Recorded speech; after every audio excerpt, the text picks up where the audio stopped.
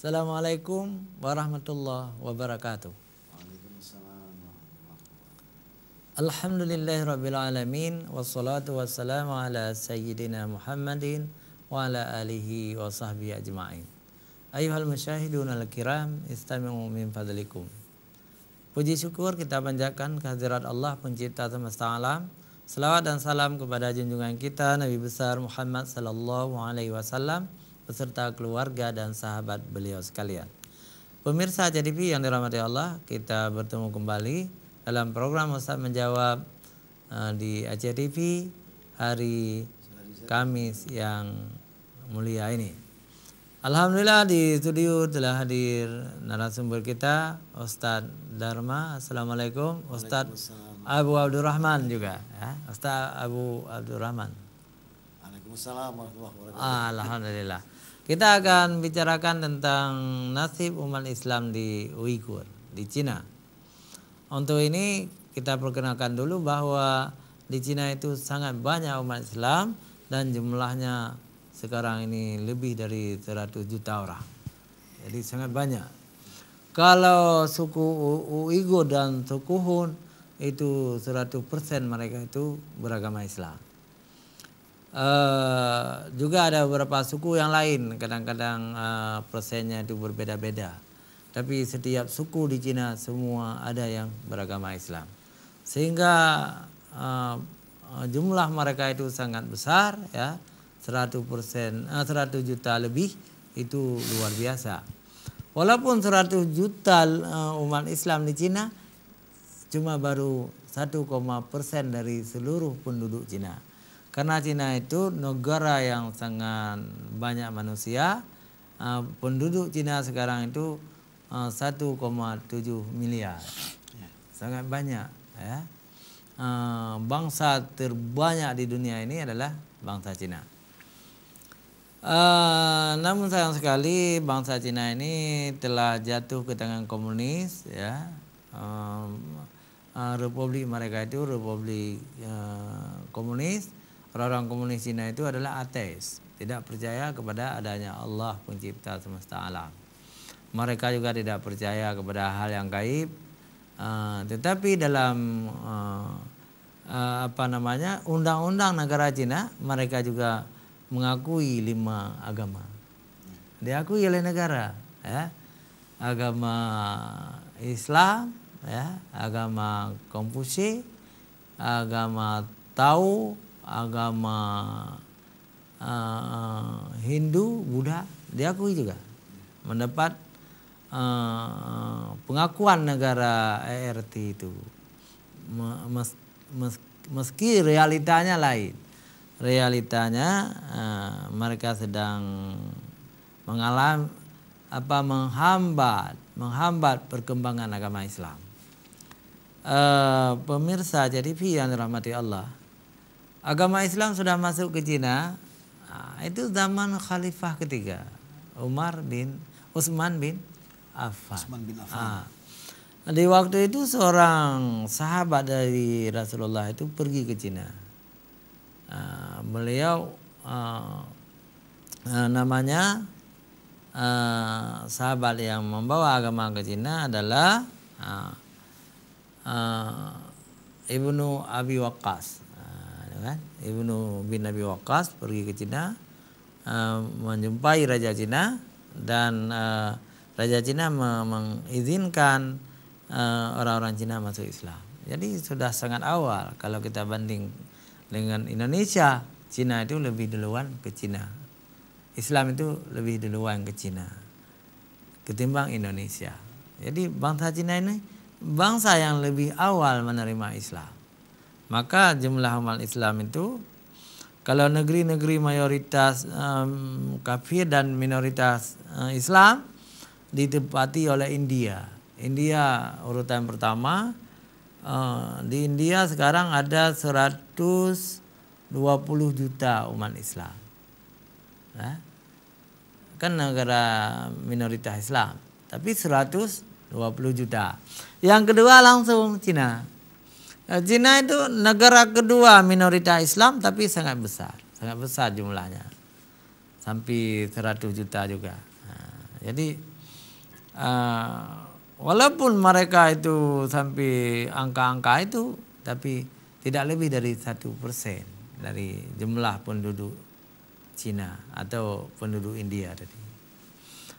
Pemirsa CTV yang dirahmati Allah, dan sebagai saudara mereka sama-sama Islam, apa yang dialami oleh saudara-saudara kita di Cina, kita turut prihatin, ya, turut prihatin. Karena Islam ini kal jasadul wahid, seperti tubuh yang satu.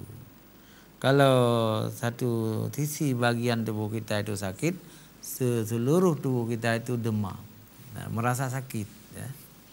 Maka kita sekarang sedang demam, sedang sakit, sedang bahasa Aceh tua masalah deh.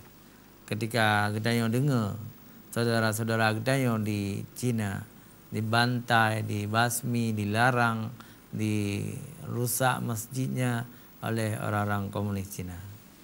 Pemirsa CTV selebihnya saya serahkan kepada teman saya Ustadz Dharma, atau juga disebut dengan Abu Abdurrahman. Silakan Abu. Ya, alhamdulillah Ustaz.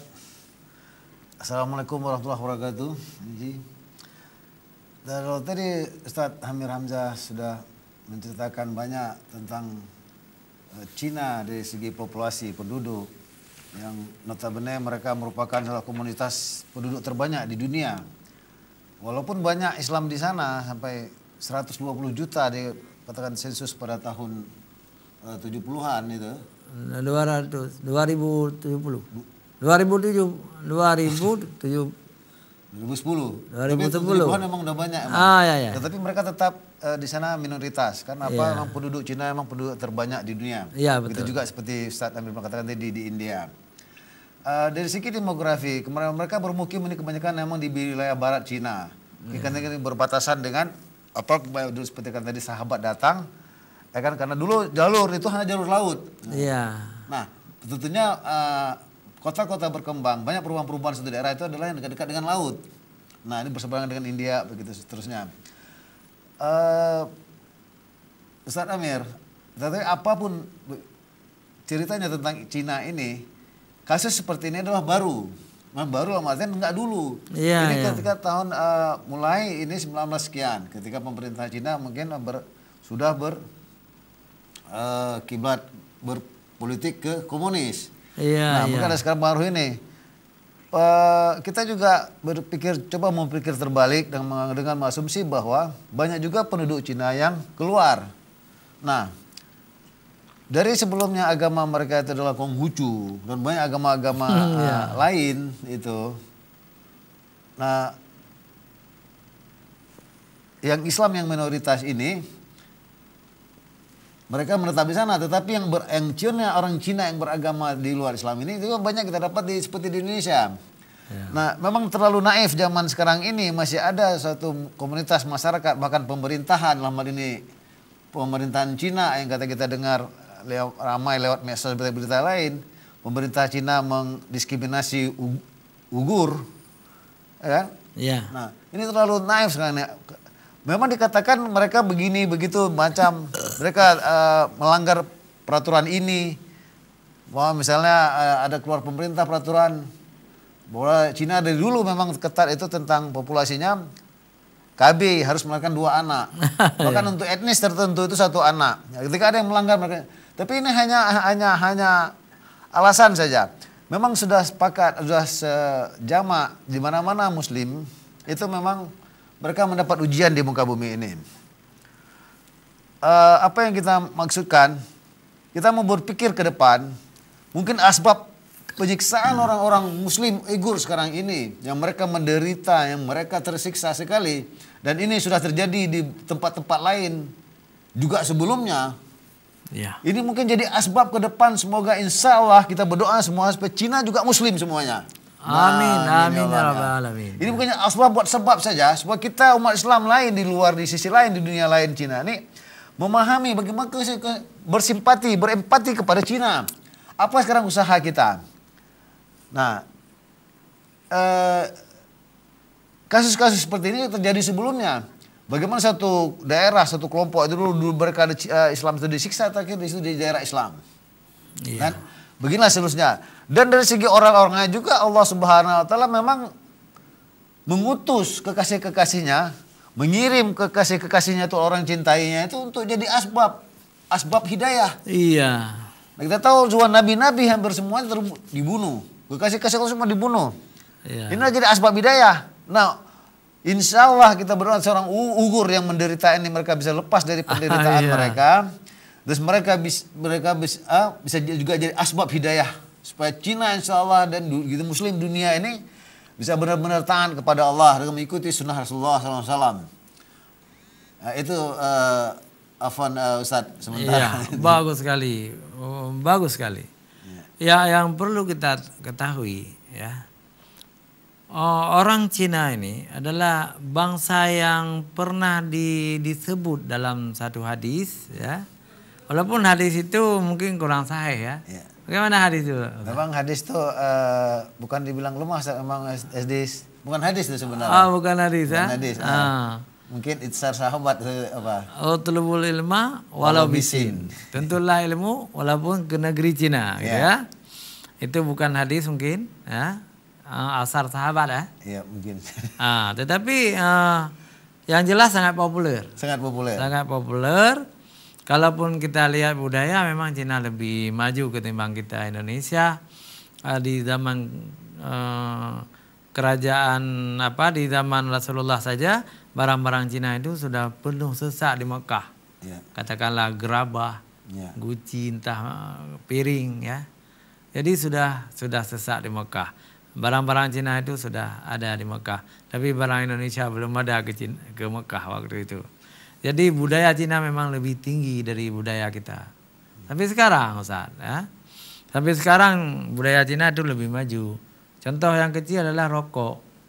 Jadi orang Cina itu mampu membuat rokok, gudang garam, disantu dan sebagainya.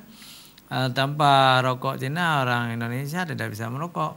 Karena orang Indonesia tidak mampu membuat rokok kecuali rukoun. Bagaimana hukum rokok menurut Ustaz? Iya Ustaz, memang ini dari segi ekonomi ya kita lihat Ustaz. Iya. Maka kita juga terlalu naif pemerintah Cina sekarang ini. Seperti Ustaz katakan tadi, di Mekah saja itu mungkin 70% produk itu yang dijual di sana, mulai dari yang kecil-kecil sampai yang besar dari Cina. Sampai sajadah. Nah, sampai sajadah dari Cina. Semua baju kita dari Cina, semua dari Cina. Karena memang mereka memproduksi banyak. Nah, kenapa pemerintah Cina sekali lagi tidak berpikir terbalik untuk umat Islam di sana? Padahal ini adalah semuanya asbab umat Islam. Sekali lagi kalau umat Islam mungkin maju di sana, pemerintah Cina mungkin bisa lebih ekonominya bisa lebih besar lagi. Iya. Karena juga konsumen produknya seperti tadi rokok dan lain-lainnya kita mungkin katakanlah begitu, walaupun rokok ini jelas-jelas